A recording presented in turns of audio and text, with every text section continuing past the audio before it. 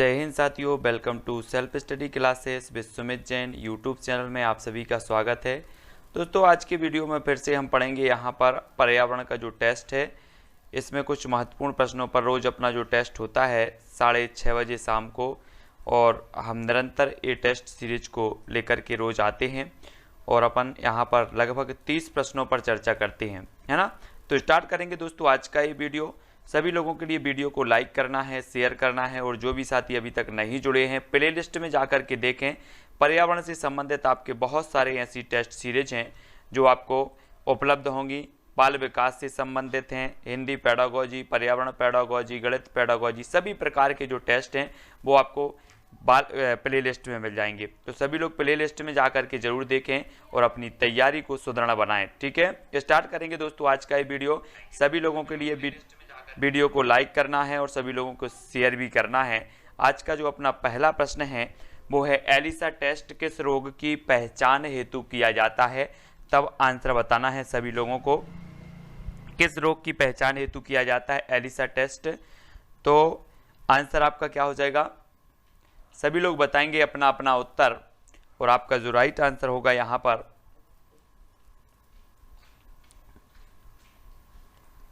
वो बिल्कुल सही आंसर होगा आपका एड्स, यानी कि जो विकल्प नंबर 1 है वो बिल्कुल सही हो जाएगा। ठीक है, अगला क्वेश्चन देखते हैं साथियों। वन्य प्राणी सप्ताह प्रतिवर्ष मनाया जाता है अक्टूबर के प्रथम सप्ताह में, फरवरी के प्रथम सप्ताह में, अगस्त के प्रथम सप्ताह में, या फिर ये सभी।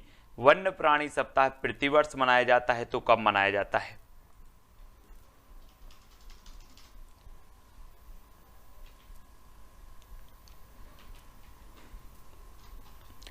तब आपका राइट जो आंसर हो जाएगा दोस्तों अक्टूबर के प्रथम सप्ताह, यानी कि जो विकल्प नंबर 1 है वो बिल्कुल सही हो जाएगा। वन्य प्राणी सप्ताह मनाया जाता है अक्टूबर के प्रथम सप्ताह में। ठीक है, अगला क्वेश्चन देखो, किस राष्ट्रीय उद्यान को पूर्व में हैली राष्ट्रीय उद्यान कहा जाता था?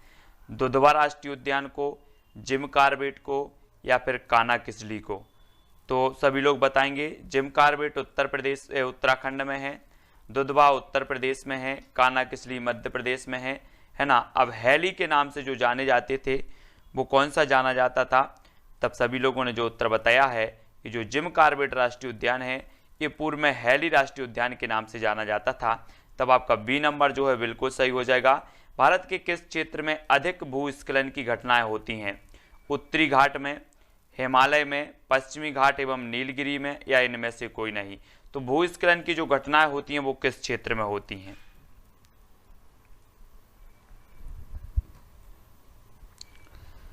तब सभी लोगों को आंसर बताना है। आंसर आपका क्या हो जाएगा? अधिकांश लोगों ने जो उत्तर बताया है वो बताया हिमालय।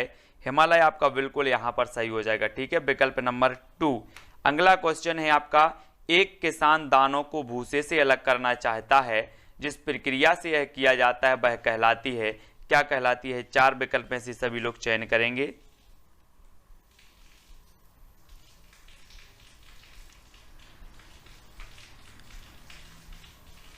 तो आपका जो राइट आंसर हो जाएगा साथियों वो हो जाएगा निष्पादन। निष्पादन यानी कि जो आपका विकल्प नंबर 1 है वो बिल्कुल सही हो जाएगा। निष्पादन आपका सही हो जाएगा। ठीक है, अगला क्वेश्चन है, ठोस द्रव गैस किसकी अवस्थाएं हैं? सभी को पता होनी चाहिए, है ना। सभी को आंसर बताना है कि ठोस द्रव जो गैस हैं वो किसकी अवस्थाएं होती हैं। तब आपका राइट आंसर क्या हो जाएगा? ठोस द्रव गैस किसकी अवस्थाएं होती हैं? तो प्रश्न यहाँ पर बिल्कुल सरल है और सभी लोगों ने जो उत्तर बताया है वो बताया है कि पदार्थ की आवश्यकता, पदार्थ की जो होती हैं वो ठोस द्रव गैस होती हैं, यानी कि जो आपका विकल्प नंबर ए है वो बिल्कुल सही हो जाएगा। ठीक है, ए नंबर का। अगला देख लो, बेसिक शिक्षा के लिए सर्वप्रथम किसने आंदोलन छेड़ा था? जवाहरलाल नेहरू ने, महात्मा गांधी ने, मदन मोहन मालवीय, या फिर एनी बेसेंट ने? किसने छेड़ा था? बेसिक शिक्षा के लिए आपको बताना है कि जो सर्वप्रथम किसने आंदोलन छेड़ा था। सभी लोग सब्सक्राइब जरूर करेंगे, बेल आइकन को दबाएंगे। जिसको शिकायत है कि इन्फॉर्मेशन नहीं मिलती वो बेल आइकन को दबाकर ऑल पर क्लिक करेंगे। ठीक है, तब आपका महात्मा गांधी बिल्कुल सही हो जाएगा। विकल्प नंबर बी बिल्कुल राइट होगा। अगला है, उत्पत्ति एवं प्रकृति के आधार पर आपदा के कितने भाग हैं? 3 भाग हैं, 2 भाग हैं, 4 हैं, या फिर 5 हैं? उत्पत्ति एवं प्रकृति के आधार पर आपदा के भाग बताना है, कितने भाग हैं। तो प्रश्न क्रमांक है 8 और 8 का आंसर हमें लिखना है। तो अधिकांश लोगों ने उत्तर बताया है, क्या बताया है, कुछ लोग बी बता रहे हैं और कुछ लोग डी बता रहे हैं। तब आपका राइट जो आंसर हो जाएगा वो हो जाएगा बी, यानी कि 2 भाग हैं, है ना, आपदा के, यानी कि एक तो प्राकृतिक और एक मानवीय। तो 2 भाग होते हैं, 2 बी नंबर आपका बिल्कुल यहाँ पर सही हो जाएगा। ठीक है, अगला क्वेश्चन देखते हैं। राष्ट्रीय पर्यावरण माह कब मनाया जाता है? राष्ट्रीय पर्यावरण माह बताना है। 9 अक्टूबर से 10 नवंबर, 19 अक्टूबर से 18 नवंबर, 19 सितंबर से 18 नवंबर, या फिर ए सभी। तो पर्यावरण माह के बारे में सभी को पता होनी चाहिए, सभी लोग बताएंगे।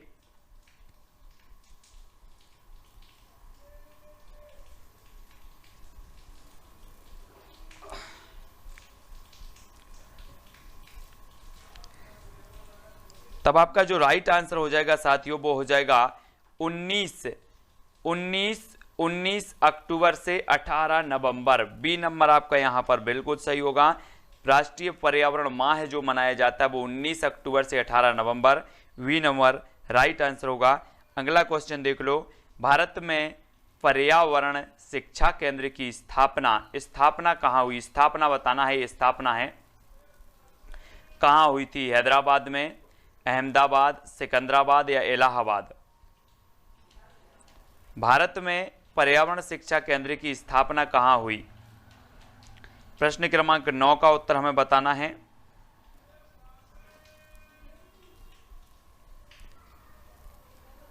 तब आपका राइट जो आंसर हो जाएगा दोस्तों वो हो जाएगा अहमदाबाद। अहमदाबाद यानी कि गुजरात, वी नंबर आपका सही हो जाएगा। यहां पर पर्यावरण शिक्षा केंद्र की जो है स्थापना हुई थी, वी नंबर आपका यहां पर बिल्कुल राइट आंसर हो जाएगा। ठीक है, अगला क्वेश्चन देखो, सभी लोग लाइक जरूर करेंगे। निम्न में से कौन सा पादप उत्पाद साबुन का विस्थापन है? तो साबुन का विस्थापन कौन सा है? रुद्राक्ष, रीठा, तेंदु या फिर ए सभी? सभी लोगों को बताना है निम्न में से कौन सा पादप उत्पाद साबुन का विस्थापन है। तब आपका राइट आंसर क्या हो जाएगा?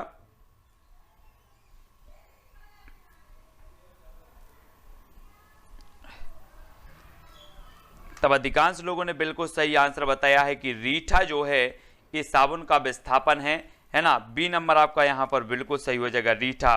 ठीक है, अगला क्वेश्चन देख लो। संरक्षण और विनाश पुस्तक के लेखक हैं तो कौन है? वंदना शिवा, सरला बहन, है ना, रस्किन बॉन्ड या इनमें से कोई नहीं। संरक्षण और विनाश पुस्तक के लेखक हमें बताना है कौन है। प्रश्न क्रमांक है 11 और 11 का आंसर हमें बताना है। प्रश्न क्रमांक 11 का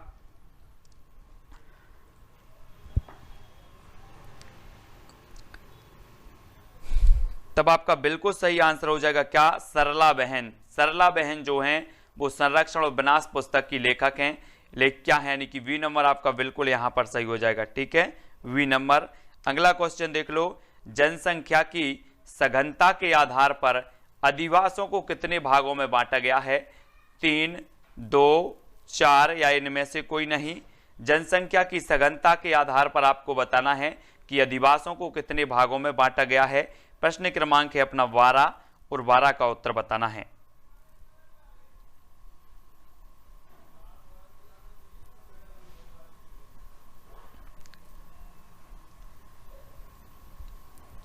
तब आपका बिल्कुल सही आंसर होगा विकल्प नंबर 2। विकल्प नंबर 2 आपका बिल्कुल राइट आंसर हो जाएगा, क्योंकि जो है एक तो नगरीय आवास और एक ग्रामीण आवास, है ना। ये अधिवासों को जनसंख्या की सघनता के आधार पर 2 भागों में बांटा गया। वी नंबर यहां पर आपका सही होगा। अगला क्वेश्चन देखो। बकरी और भेड़ के आवास को कहा जाता है, क्या कहा जाता है? सायवान, बाड़ा, घर या फिर इनमें से कोई नहीं। तो बकरी और भेड़ के आवास को क्या कहा जाता है? प्रश्न क्रमांक है अपना 13 और 13 का आपको बताना है।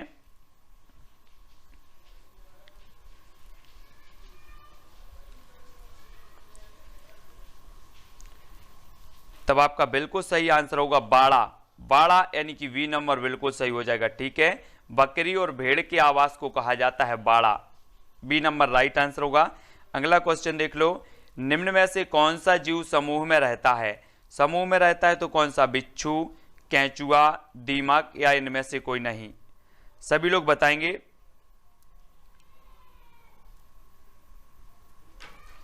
कौन सा जीव समूह में रहता है, प्रश्न क्रमांक 14 का आंसर बताना है। और सभी लोगों ने बता दिया कि जो दीमक है, दीमक वो समूह में रहती है, यानी कि जो सा नंबर है वो बिल्कुल सही हो जाएगा। ठीक है, सी नंबर। अगला क्वेश्चन है, निम्न में से कौन सा अस्थाई आवास का प्रकार नहीं है। कौन सा नहीं है, झोपड़ी, इग्लू, कैंप या इनमें से कोई नहीं। अस्थाई आवास, आपने आवास के प्रकार पढ़े होंगे, एक तो स्थायी आवास और एक अस्थाई आवास, है ना। आपको अस्थाई आवास के बताना है कौन सा नहीं है, तब आपका राइट आंसर क्या हो जाएगा, नहीं है बताना है।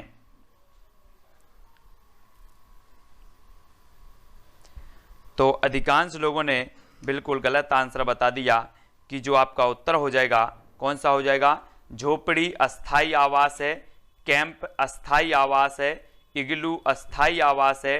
तो उत्तर हो जाएगा इनमें से कोई नहीं, यानी कि जो विकल्प नंबर आपका डी है वो सही हो जाएगा। ठीक है, कैंप भी लगाए जाते हैं तो अस्थाई रूप से लगाए जाते हैं, है ना। हाँ, बहुत बढ़िया। अगला क्वेश्चन देख लो, निम्न में से कौन सा उष्णकटिबंधीय घास स्थल नहीं है। तो उष्णकटिबंधीय घास स्थल कौन सा नहीं है, कंपास, सवाना, प्रेरी या फिर लानोस। उष्णकटिबंधीय घास स्थल नहीं है बताना है हमें, तो जल्दी से बताएं कौन सा उष्णकटिबंधीय घास स्थल नहीं है।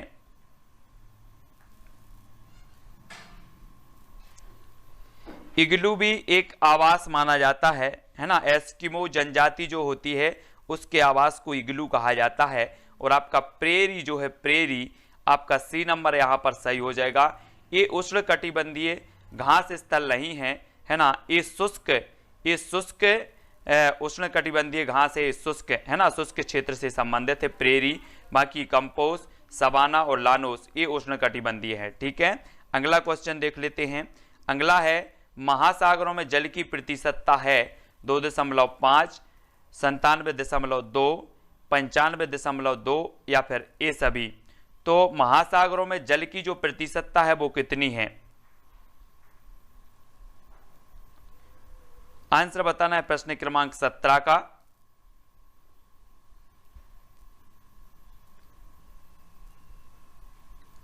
तो बिल्कुल राइट आंसर है, कितना है, 97.2% है। तो बी नंबर बिल्कुल आंसर यहां पर सही होगा। अगला क्वेश्चन देखो, निम्न में से किसका आवास विल है। विल बताना है, विल किसका आवास है, शेर का, खरगोश का, बिल्ली का या फिर सभी का। प्रश्न क्रमांक है अपना 18 और 18 का उत्तर बताना है कि किसका आवास विल है। तब अधिकांश लोगों ने जो उत्तर बताया है विकल्प नंबर वी यानी कि खरगोश। खरगोश आपका बिल्कुल सही हो जाएगा। ठीक है, खरगोश का आवास को कहा जाता है बिल। ठीक है, वी नंबर। अगला देख लो, पर्यावरण शिक्षा में समस्या समाधान विधि का गुण है तो कौन सा है, लक्ष्य केंद्रित विधि, सृजनात्मक विधि, चयनात्मक विधि या फिर ये सभी। तो पर्यावरण शिक्षा में समस्या समाधान विधि का गुण कौन सा है, तो आपका राइट आंसर क्या हो जाएगा, ए सभी, यानी कि डी नंबर आपका बिल्कुल सही होगा, डी नंबर। ठीक है, अगला देख लो, बालकों को जितना संभव हो बताया ना जाए बल्कि उन्हें खोजने के लिए प्रोत्साहित किया जाए, यह कथन किसका है, आर्मस्ट्रांग का, स्किनर का, स्पेंसर का या फिर लैंडन का। तो जल्दी से बताएंगे, बालकों को जितना संभव हो बताया ना जाए बल्कि उन्हें खोजने के लिए प्रेरित किया जाए, प्रोत्साहित किया जाए, ये कथन किसका हो जाएगा। तो जनता जनार्दन के साथ भागते हैं कुछ लोग, तो स्पेंसर आपका बिल्कुल सही होगा, विकल्प नंबर सा यानी कि सी नंबर। ठीक है, अगला क्वेश्चन देख लो, किस विद्वान का मानना था कि बालकों को सिखाने के लिए कहानी विधि शिक्षण की सर्वोत्तम विधि है, आर्मस्ट्रांग का, प्लेटो का, स्पेंसर का या फिर रूसो का। किस विद्वान का मानना था कि बालकों को सिखाने के लिए कहानी विधि शिक्षण की सर्वोत्तम विधि है, तब आपका 21 का आंसर क्या हो जाएगा? सभी लोगों ने जो आंसर दिया है वो दिया है प्लेटो। प्लेटो यानी कि विकल्प नंबर जो बी है वो यहां पर बिल्कुल सही होगा। ठीक है, बी नंबर। अगला क्वेश्चन देख लो, संपूर्ण शैक्षिक भ्रमण की समाप्ति के बाद क्या करना अनिवार्य माना जाता है? अंदाजा लगाना, अनुमान लगाना, मूल्यांकन करना या फिर विचार करना। संपूर्ण शैक्षिक भ्रमण की समाप्ति के बाद क्या करना अनिवार्य माना जाता है?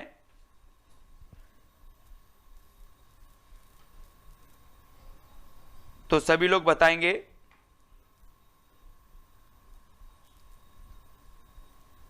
आंसर आपका क्या हो जाएगा? मूल्यांकन करना। मूल्यांकन करना यानी कि जो आपका विकल्प नंबर सा है वो यहां पर सही हो जाएगा, सी नंबर। ठीक है, मूल्यांकन करना। अगला क्वेश्चन देखो, प्राथमिक स्तर पर पर्यावरण अध्ययन में शामिल है तो क्या शामिल है? पर्यावरण शिक्षा, सामाजिक विज्ञान, प्राकृतिक विज्ञान या फिर ये सभी। प्राथमिक स्तर पर पर्यावरण अध्ययन शामिल है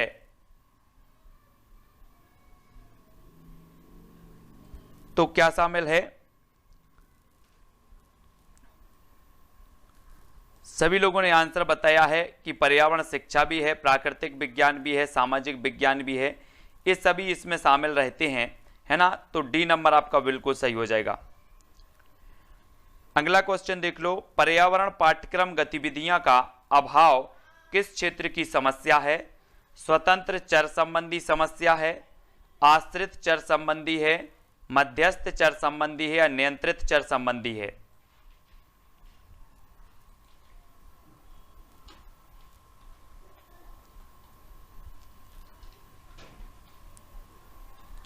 तब आपका राइट आंसर क्या हो जाएगा? प्रश्न क्रमांक है 24 और 24 का आपका हो जाएगा मध्यस्थ चर संबंधी। मध्यस्थ चर संबंधी यानी कि जो विकल्प नंबर आपका सा है वो यहां पर सही हो जाएगा। ठीक है, सी नंबर सही होगा, है ना। जो पाठ्यक्रम है वो माना जाता है मध्यस्थ चर, है ना। स्वतंत्र चर शिक्षक, आश्रित चर शिक्षार्थी, तो आपका सी नंबर यहां पर सही होगा। एक छात्र पुस्तक में पढ़कर वर्षा के जल का संरक्षण करता है तो यह सीखना माना जाता है। क्या माना जाता है? अनुकरण द्वारा सीखना, स्वाध्याय द्वारा सीखना, क्रिया द्वारा सीखना या फिर प्रभाव द्वारा सीखना। एक छात्र पुस्तक में पढ़कर वर्षा के जल का संरक्षण करता है तो यह सीखना माना जाता है। किस प्रकार से सीखना माना जाता है?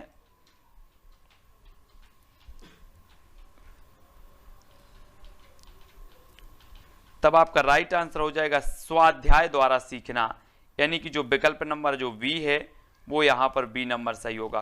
पहले उसने स्वाध्याय किया यानी कि पढ़ा और फिर उसके बाद सीखा, है ना। तो बी नंबर संरक्षण किया, बी नंबर यहां पर राइट आंसर होगा। अगला देख लो, समस्या समाधान विधि में छात्र सीखते हैं मानसिक संघर्ष द्वारा, क्रिया द्वारा, प्रयोग द्वारा या फिर तर्क द्वारा।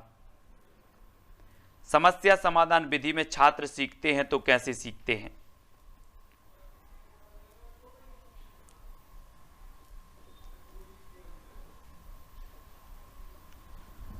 तब आपका बिल्कुल सही आ जाएगा मानसिक संघर्ष द्वारा, यानी कि जो विकल्प नंबर आपका आ है वो बिल्कुल सही हो जाएगा, ए नंबर। ठीक है, मानसिक संघर्ष द्वारा सीखते हैं समस्या समाधान विधि में, तो आ नंबर बिल्कुल राइट होगा। अगला देख लो, नाइट्रोजन चक्र, हाइड्रोजन चक्र एवं जल चक्र विषय हैं रसायन विज्ञान के, पर्यावरण के, दोनों के या इनमें से कोई नहीं। नाइट्रोजन चक्र, हाइड्रोजन चक्र एवं जल चक्र विषय हैं तो किसके विषय हैं? बिल्कुल राइट आंसर हो जाएगा आपका क्या?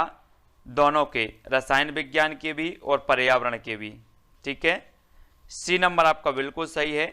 अगला क्वेश्चन देख लो, जैवमंडल की खोज की थी तो किसने की थी? वुडवर्थ ने, एडवर्ड सुअस ने, ग्रीन ने या फिर इनमें से कोई नहीं। जैवमंडल की खोज किसने की थी? प्रश्न क्रमांक 28 का आंसर बिल्कुल सरल आंसर है और आंसर आपका क्या हो जाएगा प्रश्न क्रमांक 28 का?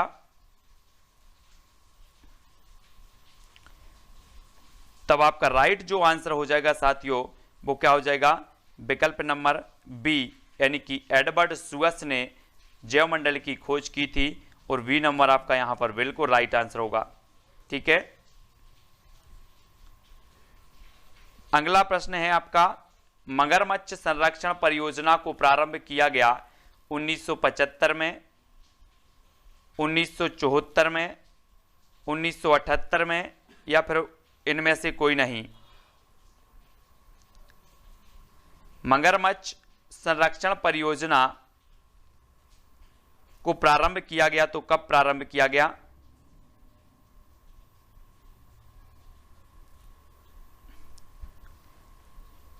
तब आपका राइट आंसर हो जाएगा साथियों 1974। 1974 यानी कि जो विकल्प नंबर आपका बी है वो यहां पर सही हो जाएगा। ठीक है, 1974 में। अगला क्वेश्चन देख लो, गैंडा परियोजना का प्रारंभ कब हुआ? 1975, 1987, 1978, 1989। गैंडा परियोजना का बताना है, सभी लोग बताएंगे, और सभी लोगों को लाइक जरूर कर लेना है।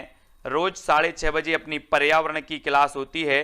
ठीक है, सभी लोग बताएंगे गैंडा परियोजना का जो प्रारंभ है वो कब हुआ। तो गैंडा परियोजना सभी लोग बताएंगे, आंसर क्या हो जाएगा? 4 विकल्पों में से सभी को बताना है।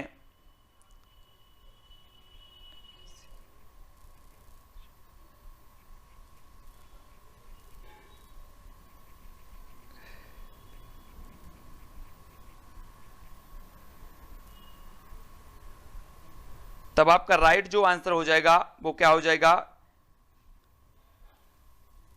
1987, है ना, 1987, यानी कि जो विकल्प नंबर आपका वी है वो बिल्कुल सही हो जाएगा।